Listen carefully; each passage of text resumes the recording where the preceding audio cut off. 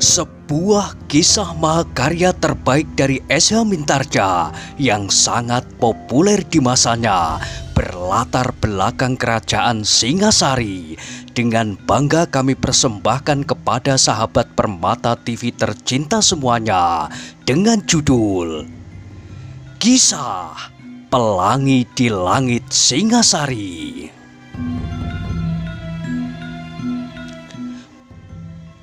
Pada kesempatan yang sangat baik ini, kita masuk pada episode yang ke-60. Selamat menikmati. Pada episode sebelumnya telah diceritakan, sekali-sekali Witantra berpaling, memandang wajah Ken Arok seperti sedang minta pertimbangan. Namun Ken Arok hanya dapat menundukkan wajahnya, memandangi butiran-butiran batu-batu kecil yang bertebaran di halaman. Namun kesepian itu kemudian dipecahkan oleh suara Witantra kepada kuda sempana. Adik kuda sempana, lebih baik kau tidak usah menunggu aku yang sedang mendengarkan Daksina membaca kakawin itu. Marilah aku beritahukan apa yang harus kau dengar. Tidak, sahut kuda sempana tegas. Kalau kalian benar-benar mendapat pesan aku, maka kalian pasti sudah mengatakannya. Sekarang ternyata kalian hanya mencoba mencegah aku bertemu dengan aku. Mungkin kalian kemarin mendengar hal-hal yang tidak kalian senangi tentang diriku, sehingga kalian mencoba menahan keterangan itu. Witantra menggeram. Dicobanya untuk menahan gelora di dalam hatinya. Baru kemudian ia berkata, "Mungkin kau benar, Adi. Mungkin aku menahan beberapa persoalan yang harus aku sampaikan kepadamu. Tetapi aku mempunyai pertimbangan-pertimbangan lain. Aku ingin dapat menyampaikan kepadamu dalam suasana yang tenang, tidak dalam suasana yang tergesa-gesa dan tegang. Aku ingin setiap persoalan dapat kau mengerti dengan baik. Dan aku ingin kita masing-masing dapat menempatkan diri kita pada keadaan yang sewajarnya." Desah kuda sempana. "Kalau benar demikian, tunggulah sampai aku menghadap aku." "Tidak ada gunanya. Mungkin bagi kalian, tetapi bagiku, kesempatan itu akan sangat bermanfaat. Setidak-tidaknya, aku dapat mengambil gadis itu dahulu." "Kau tidak akan dapat mengambilnya." Tiba-tiba terdengar suara Ken Arok yang agaknya sudah kehabisan kesabarannya. Kata-kata itu benar-benar mengejutkan kuda sempana, dan bahkan Witantra pun terkejut pula. Dengan serta-merta kuda sempana melangkah maju mendekatinya sambil membelalakkan matanya. Katanya, "Apa katamu? Aku tidak dapat mengambil gadis itu." Ken Arok menarik nafas dalam-dalam. Ia menjadi sangat menyesal akan keterlanjurannya. Namun kata-kata itu telah terloncat dari bibirnya dan kuda sempana pun telah mendengarnya. Karena itu, dengan penuh kebimbangan ia memandang wajah Witantra, seakan-akan bertanya kepadanya apa yang harus dikatakannya seterusnya. Namun Witantra sendiri masih belum dapat menguasai perasaannya, sehingga karena itu ia masih saja berdiri mematung. Kuda sempana yang seakan-akan mendengar meledaknya guruh di telinganya itu mendesak Ken Arok. "Kenapa aku tidak dapat mengambil gadis itu?" Setelah berpikir sejenak, Witantralah akhirnya menemukan jawaban juga. "Gadis itu jatuh sakit dan pingsan berkali-kali. Kalau kau ganggu lagi dia, mungkin gadis itu akan mati." Kuda sempana mengerutkan keningnya, namun tampaklah betapa ia ragu-ragu mendengar jawaban itu. Dalam pada itu Ken Arok menjadi berdebar-debar. Sebenarnya ia tidak sependapat dengan Witantra yang terlalu berhati-hati. dan tidak langsung mengatakan keperluannya. Bukankah akhirnya kuda Sempana akan mendengarnya juga? Sebaiknya Witantra berkata berterus terang, tetapi bukan dirinya. Karena itu maka ia menjadi lebih berhati-hati supaya mulutnya tidak melonjak-lonjak. Didesak hatinya yang tidak dapat bersabar lagi. Yang terdengar kemudian adalah jawaban kuda Sempana. Aku tidak percaya. Aku akan menghadap Akuwu sekarang. Apakah Akuwu sudah memanggilmu? Belum, tetapi aku akan masuk ke ruang dalam. Akuwu akan menjadi marah. Tidak, aku akan mengulangi permohonanku untuk menghadap lewat juru panebah yang berada di muka pintu itu. Kuda Sempana tidak menunggu jawaban Witantra dan Ken Arok. Dengan tergesa-gesa, ia berjalan melingkari sudut belakang istana dan menjumpai juru panebah yang duduk di tangga istana. Dengan wajah yang merah, kuda Sempana membentak meskipun suaranya tidak terlalu keras.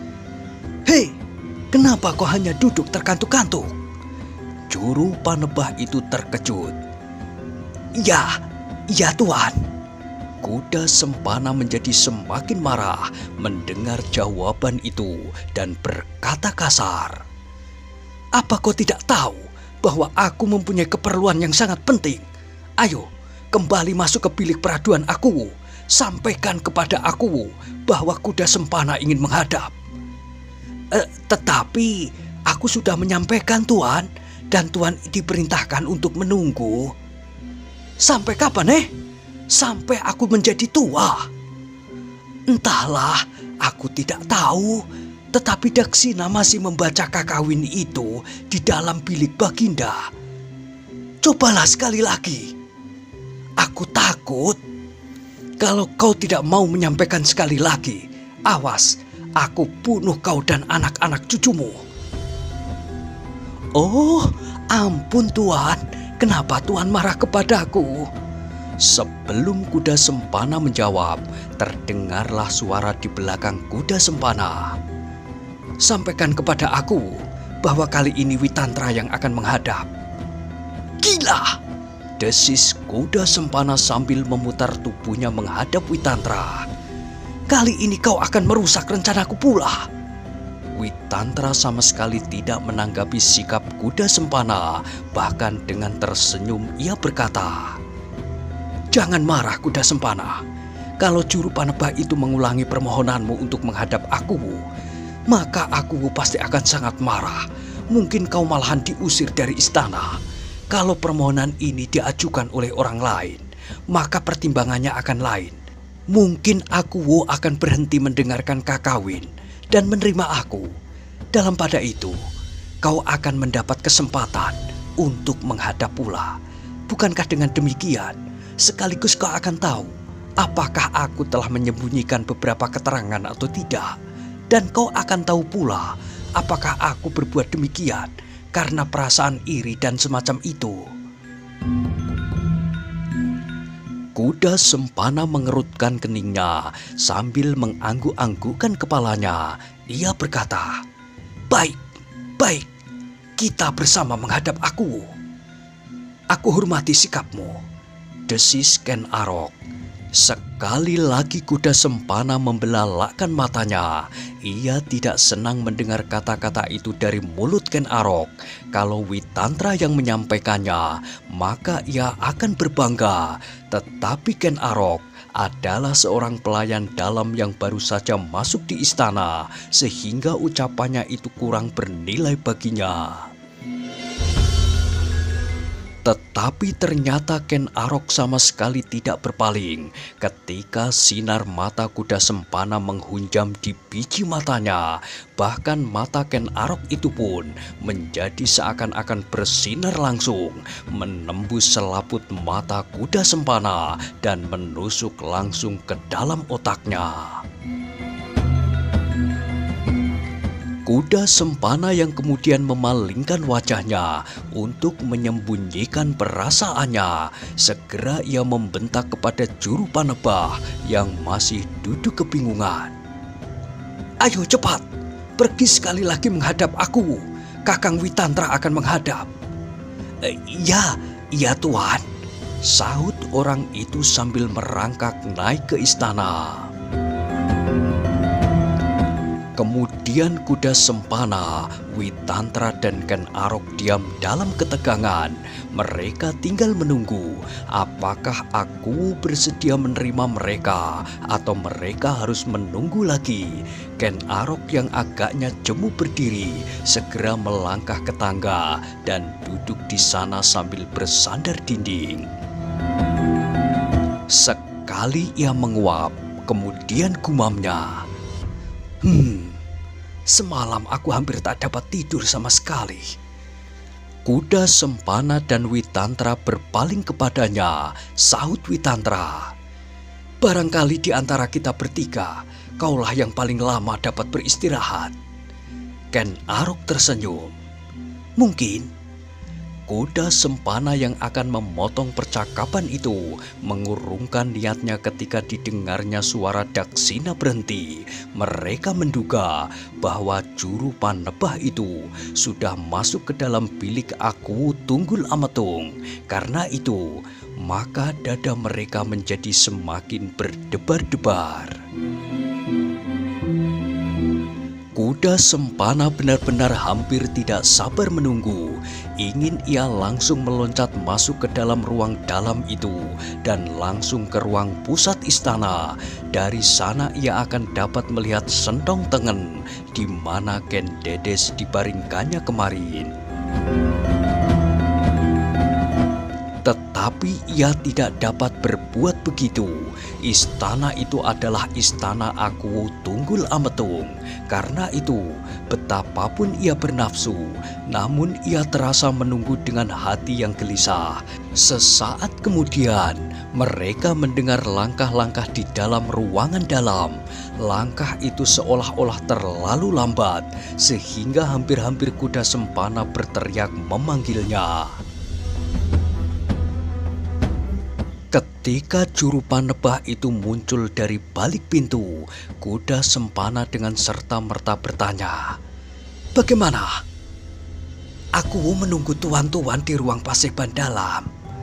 Kuda sempana tidak menunggu apa-apa lagi. Segera ia melangkah menaiki tangga, masuk ke ruang dalam dan langsung berjalan ke ruang paseban dalam. Witantra dan Ken Arok pun kemudian melangkah pula mengikutinya. Namun mereka menjadi kecewa ketika ruangan itu masih kosong. Aku belum nampak. Tetapi mereka lega ketika mereka melihat batu hitam, tempat duduk Aku Tunggul Ametung, telah terbuka kerudung putihnya yang telah diambil oleh salah seorang juru panebah. Suara Daksina telah tidak terdengar lagi. Dengan demikian, mereka mengharap bahwa segera Aku akan datang menerima mereka. Ternyata Aku itu pun tidak terlalu lama membiarkan mereka menunggu. Sejenak kemudian, masuklah Aku Tunggul Ametung ke dalam ruangan itu, diantar oleh seorang emban, Daksina dan seorang juru panebah dan seorang juru panginang. Ketika Aku itu duduk di atas batu hitam palenggahannya, maka dada kuda sempana seolah-olah hampir meledak karena ketidaksabarannya. Aku itu berjalan seperti seorang pengantin sakit-sakitan, duduk dengan lesunya dan kemudian mengipaskan kainnya.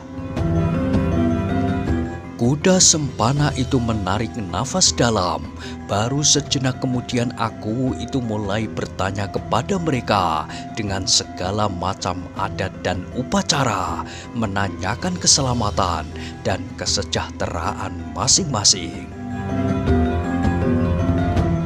Aneh, Tunggul Ametung adalah aku yang hampir tak pernah mengacuhkan adat itu.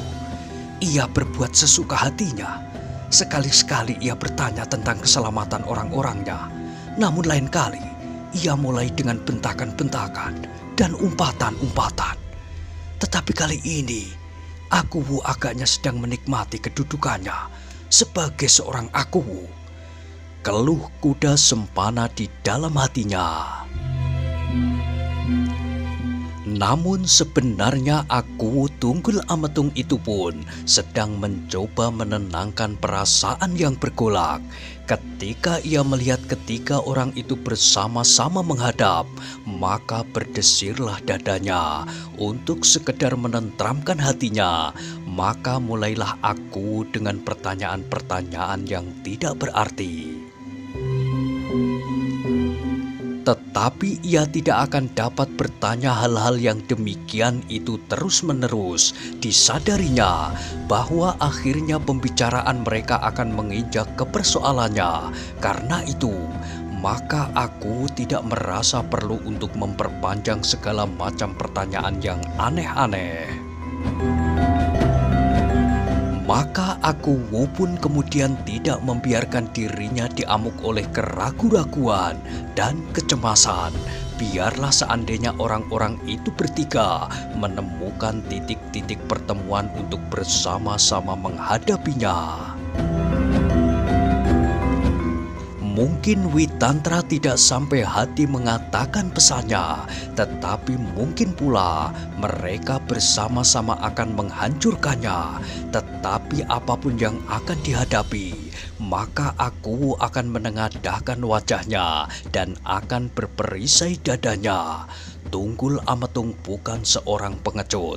Karena itu, maka sesaat kemudian terdengar Akuwu itu bertanya, "Kuda Sempana, kaulah yang pertama-tama menyampaikan pesan untuk menghadap. Apakah kepentinganmu?" Kuda Sempana menarik nafas sembari ia bergeser maju, seolah-olah takut suaranya tidak akan dapat didengar oleh Tunggul Ametung. Katanya serak, "Tuanku, hamba hanya ingin menjemput gadis Panawijen itu." Tunggul Ametung terkejut mendengar permintaan itu. Dengan serta-merta ia berpaling memandangi wajah Witantra yang gelap. Bahkan kemudian wajah Akuwu itu pun menjadi semburat merah. Berbagai persoalan bergulung-gulung di dalam dadanya. Apakah Witantra benar-benar belum menyampaikannya kepada Kuda Sempana? Apakah justru Witantra datang untuk membantu Kuda Sempana? Akuwu menjadi gelisah. Benar-benar tidak diketahuinya bagaimanakah sebenarnya hati Witantra dan Ken Arok itu. Aku yang selama ini tidak pernah ragu-ragu kepada Witantra, tiba-tiba menjadi curiga sejak Witantra menolak perintahnya di Panawijen. Meskipun kemarin perwira pengawalnya itu seolah-olah sependapat dengan pendapatnya tentang gadis Panawijen itu, namun kenapa tiba-tiba saja ia menghadap bersama Kuda Sempana? Kalau ia benar-benar melakukan apa yang dikatakannya, maka Kuda Sempana tidak akan berkata seperti itu, atau mereka benar-benar telah bersepakat untuk melawannya. Meskipun kelak akan timbul persoalan di antara mereka sendiri, apakah Witantra kemarin yang memancing agar Kuda Sempana dapat diperalat olehnya? Witantra merasakan keraguan Tunggul Ametung. Karena itu, maka segera ia berkata, "Akuwu, hamba memang belum mengatakan pesan tuanku." "Kenapa?" Dengan serta-merta terloncat pertanyaan dari mulut Tunggul Ametung. Namun sekali lagi Tunggul Ametung menengadahkan wajahnya. Ia adalah seorang yang memiliki berbagai kekuatan di dalam tubuhnya yang seandainya perlu akan dibangunkannya pada saat-saat itu. Hamba belum mendapat kesempatan. Ketika pagi-pagi tadi hamba datang ke pondok Adi Kuda Sempana, Adi Kuda Sempana telah pergi ke istana. Aku Tunggul Ametung menarik nafas dalam-dalam. Agaknya perasaannya sendirilah yang telah menggelapkan nalarnya. Kesalahan-kesalahan yang telah membebani perasaannya, itulah yang telah menimbulkan berbagai prasangka dan kecurigaan. Namun jawaban Witantra itu sama sekali belum memuaskannya, sehingga ia bertanya pula, "Kau telah bertemu dengan Kuda Sempana sebelum datang menghadap. Kenapa kau tidak berkata apa-apa kepadanya?" "Kuda Sempana tidak mau mendengarkan tuanku. Ia ingin menghadap tuanku dan mendengar langsung tentang persoalan yang kita bicarakan dari tuanku sendiri." Aku mengerutkan keningnya. Kini ditatapnya wajah Kuda Sempana dengan sangat tajamnya. Kemudian terdengar ia menggeram. "Benarkah demikian, Kuda Sempana?" "Ya, tuanku.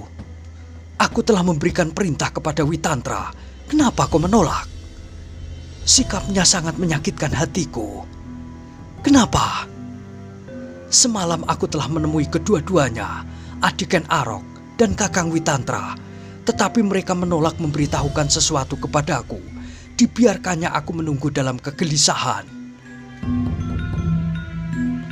Tunggul Ametung sekali lagi mengerutkan keningnya. Kemudian kepada Witantra dan Ken Arok ia bertanya, "Benarkah demikian?" "Hamba tuanku," sahut Witantra. "Hamba ingin menyampaikan pagi ini." Dalam pada itu Kuda Sempana menyahut, "Sengaja mereka membiarkan aku mengalami guncangan-guncangan batin di malam itu. Sebenarnya aku tidak melihat perbedaan apa-apa malam tadi atau pagi ini." "Tidak ada bedanya," sahut Aku Tumapel itu. "Kenapa kau tunda-tunda sehingga Kuda Sempana terpaksa datang sendiri kepadaku?" Witantra mengangkat wajahnya sesaat, kemudian kembali ia tunduk sambil menjawab, "Maksud hamba ingin mengatakannya dengan tenang setiap persoalan, setiap kemungkinan, dan setiap perjanjian." "Perjanjian?" potong Kuda Sempana, wajahnya tampak berkerut-kerut penuh persoalan. Tunggul Ametung mengangguk-anggukkan kepalanya, namun kemudian ia berkata pula, "Apakah semalam kau tidak menemukan ketenangan itu, justru malam hari?" "Tuanku benar," sahut Kuda Sempana. "Sebenarnya di malam hari segalanya menjadi lebih tenang.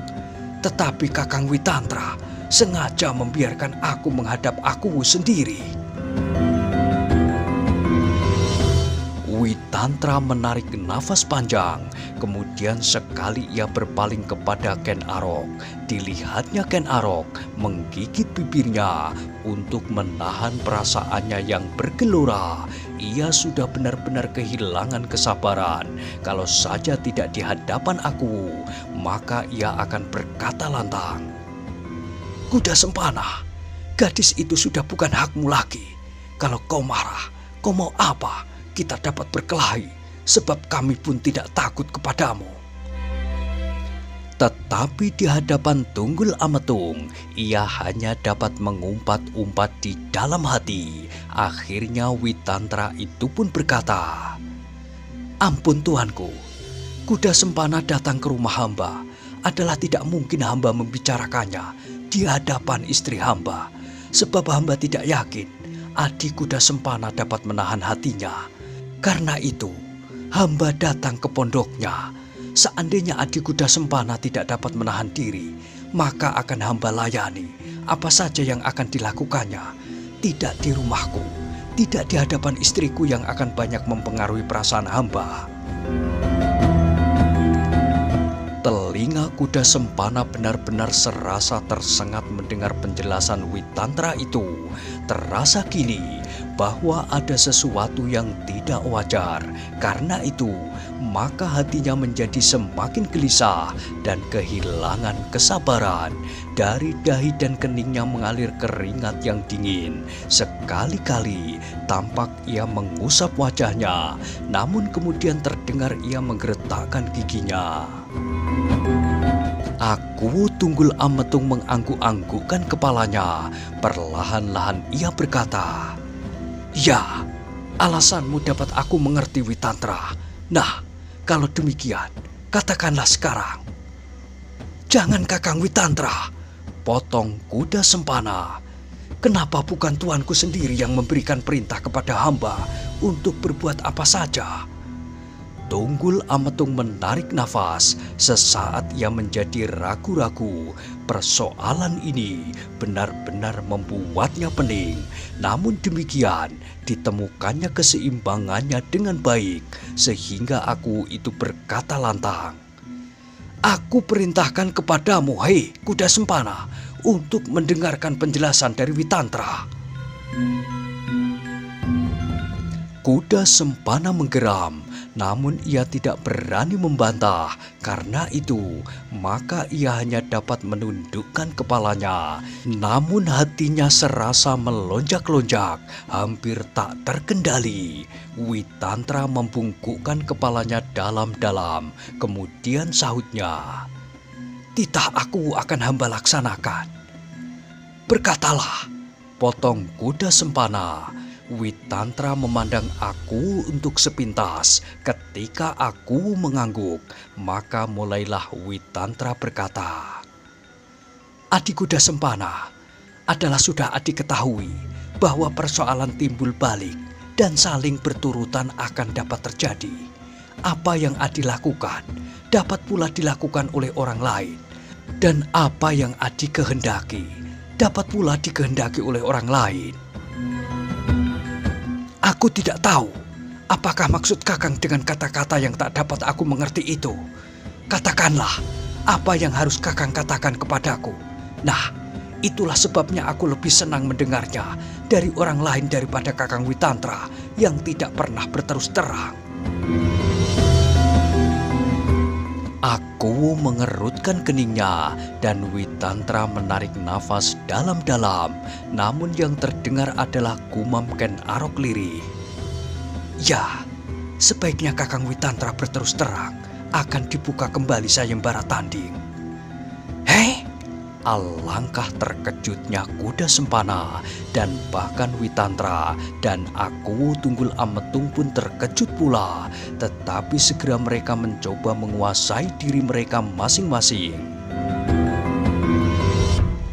Witantra mengangguk-angguk, disadarinya bahwa agaknya ia mencoba terlalu hati-hati sehingga baik kuda sempana maupun Ken Arok menjadi tidak bersabar.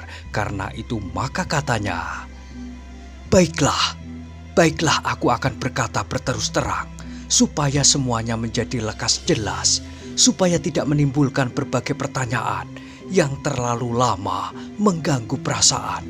Meskipun maksudku supaya aku dapat menjelaskan dengan baik dan hati-hati, namun agaknya kalian tidak bersabar, sehingga itukah yang akan kau katakan? Alasan-alasan yang menjadi semakin melingkar-lingkar. Aku menjadi semakin pening mendengarnya. Potong kuda sempana. Sementara itu, Ken Arok menggaruk-garuk kepalanya dengan ujung telunjuknya. "Oh," desah Witantra. Ia adalah seorang prajurit.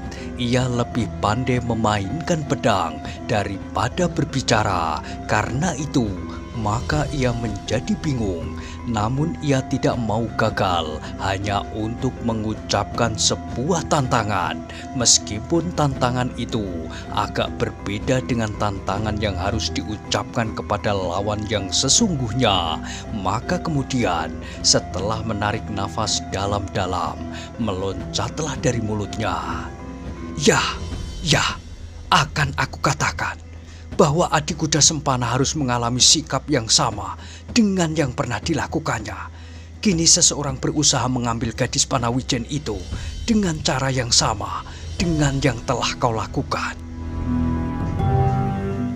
Wajah Kuda Sempana segera menjadi merah, semerah bara. Sejenak ia terbungkam, namun terdengar giginya gemeretak menahan marah. Sepasang matanya memandang Witantra dengan sinar yang ganjil. Ruang Paseban dalam itu menjadi sepi, hanya desa nafas yang memburu terdengar bersaut-sautan. Tetapi sejenak kemudian terdengarlah suara Kuda Sempana meledak dalam kesepian itu. Setan belang! Siapakah yang akan merebut gadis itu dari tanganku? Aku telah mengambilnya dengan susah payah. Aku sadari kemungkinan yang sama itu terjadi. Tetapi aku pun laki-laki. Aku pertahankan gadis itu dengan nyawaku. Aku telah menyangka, sahut Witantra. Meskipun suaranya agak gemetar, namun ia masih tetap tenang. Bahwa Adi tidak akan membiarkannya diambil orang setelah Adi menempuh segala macam cara untuk mendapatkannya. Nah, katakan kepadaku, siapakah laki-laki itu? Kakang sendiri atau siapa? Aku telah beristri. Aku tidak akan mengambil istri yang lain dari istriku itu. Ya, itu bukan urusanku. Tetapi siapa? Witantra ragu-ragu sejenak. Sekali ditatapnya wajah aku, namun Tunggul Ambetung yang garang itu menundukkan wajahnya. Adi Kuda Sempana, sahut Witantra. Siapapun yang akan mengambil gadis itu bukanlah soal. Tetapi aku ingin menjelaskan siapakah yang akan melakukan sayembara tanding untuk itu. Sama sekali bukan sayembara, potong Kuda Sempana. Sayembara adalah tuntutan gadis itu. Tetapi apa yang akan terjadi adalah kebiadaban, perkosaan dan perampasan. Nah, siapakah orangnya? Desah Ken Arok mendengar kata-kata Kuda Sempana, namun ia tidak meneruskannya. Tetapi di dalam hatinya berkecamuk perasaan yang aneh. Kuda Sempana itu dapat berkata dengan mulutnya sendiri, kebiadaban, perkosaan dan perampasan. Alangkah anehnya manusia ini. Ia dapat mengatakannya untuk orang lain, tetapi tidak terhadap tingkah lakunya sendiri. Dan terdengar Witantra menjawab, mungkin Adi benar, namun ini adalah akibat perbuatan Adi yang serupa pula.